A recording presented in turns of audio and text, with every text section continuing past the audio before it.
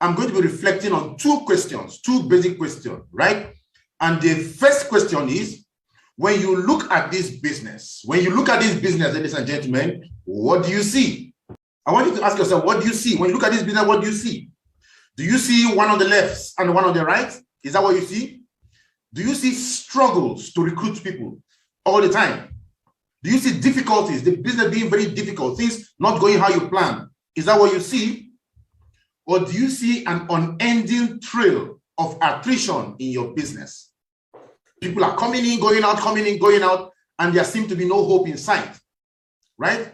Do you see that 1 million naira benchmark as something that you cannot attain? What do you see? Now let me tell you what I see when I look at this business. When I look at this business, I see hope for the hopeless. I see possibilities in impossibilities.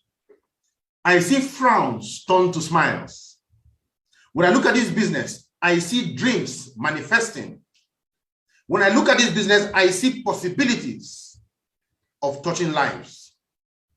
I see love developing in families. I see generational wealth being created. I see bliss in homes. When I look at this business, I see the hungry being fed by good people. When I look at this business, I see families hugging and beaming with happiness. What do you see? When I look at this business, I see open doors in impossible places. When I see this business, I see the vastness of possibilities and the power God has given to us to touch lives. So, gentlemen and ladies, what you need to understand is very, very simple. The money is only a byproduct of what you see. If you want to win in this business, you need to refocus your vision and begin to see bigger, begin to see deeper, begin to see spiritually. Because for many of us, we're just looking at what comes to us immediately. And because of that, we don't see deep. And that is why that's the reason why the business remains what it is to you. The money you make in this business is a byproduct of what you see. Second question I'm going to reflect on today. When you look at yourself, who do you see?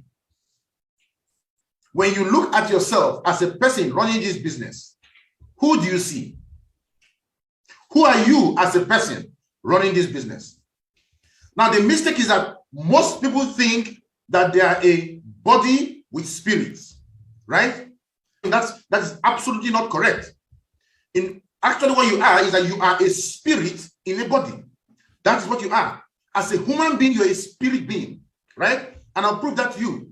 You see, after God made man, after God created man, there was no life in man, right? Until God breathed life into him. The body was there, but the body was doing nothing until the spirit was put into the body. And that is what animated the body. So you need to understand clearly that the spirit animates the body. It is important you understand, because some people say, why are you going metaphysical right now? It is important you understand that you are spirit first. If you don't understand that you are spirit first, then you won't be able to reach your potential as the human being God has created. And the potentials and the capacity and possibilities for you in this business will only continue to remain vague. You will not see it, you will not attain it, right? So I ask that question again. Who do you see when you look at yourself in this business? We are talking about transferring beliefs. The creation story tells us who you really are, right? And how powerful you are and the mandate that you are meant to satisfy. When God created the world, God said, let there be birds of the air, let there be fishes in the water, let there be animals on the land. But when God created you, God did not say, let there be. God summoned his divinity. God said, let us make man in our own image and likeness. Let him have dominion over all the world, right? He said, be fruitful, multiply, fill the earth, and subdue it. That's the mandate. That's the divine mandate. Be fruitful, multiply, fill the earth, and subdue it. God made you to be like him. God made you to be a co-creator. God made you to be powerful. You are an embodiment of power. You are an embodiment of possibilities. You are an embodiment of hope, of goodness, of capacity that God has put in you to dish out to others. And yet, because you face challenges in this business, you reduce yourself to be smaller than you really are. You look at the problems you are facing, and based on those problems, guess what you do? You begin to act small. That is not who you are. God made you to be powerful, right? You see, the devil was able to deceive man, right? By making him believe that he lacked godly attributes. That was what the devil did. Adam's first sin was not disobedience. No. People say that Adam ate the apple and blah, blah, blah. No. The first sin Adam committed was not disobedience. Gentlemen and ladies, the first sin Adam committed was calling God a liar, right? And I will tell you how he did that. When God made man in his own image and likeness. Adam used to walk with God in the garden. So Adam was aware that God made him in his image and likeness. God made him like him. But he felt God lied to him. And that is why he gave ears to the devil, and the devil told him that the apple will make him to be more like God. And because Adam felt God was lying to him, that he made him like him, yet here is this guy telling him the apple will make you more like me, more like God. Adam decided to eat the apple, thereby calling God a liar. Adam was already like God. He never needed the apple to be like God because he was already created to be like God. And the reason I brought this up is because this is still the most effective script used by the devil today. The devil makes you feel that you don't have power and you don't have control. For each time this happens, I want you to remember who you are. Remember who you are.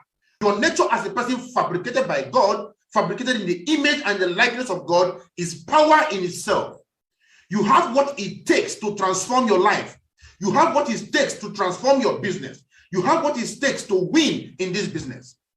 What that means is that you have everything to win. The divine mandate of being a conqueror is in you, and you need to realize that. So I want all of you to go to the chat room now, and in the chat room, I want you to type out, I am worthy of success, right? I am worthy of success in 2022. Type it down. I am worthy of success. Type that down in the chat room, right? Then also type down in the chat room, I am fabricated for greatness. You need to know who you are. You are not a nobody. You are not a mistake. You are a divine design, right? You need to type in the chat room, I am fabricated for greatness. Also type there in the chat room, I am unstoppable. Type it down there in the chat room, I am unstoppable. And I want you to round up your typing by typing up, I am a champion, right? I am a champion. When you realize who you are, nothing can stop you, right? When the devil begins to play the ancient game that fell Adam with you, call him out and let him know that you will not fall the second time, right? Adam fell once, you will not fall the second time. You're a divine construct with a mandate to go dominate the world and subdue it. Don't perform less. Don't let anybody make you think you are small. Your mission on earth is not to play small. God does not play small. You should not play small, right? Now, I'm going to run this up by letting you know something. Our deepest fear is not that we are inadequate.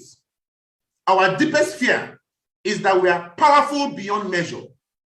It is our light and not our darkness that most frightens us. Your playing small does not serve the world. There is nothing enlightening about shrinking so that other people won't feel insecure around you. We are all meant to shine as children do. It is in all of us, right? Not just in some of us.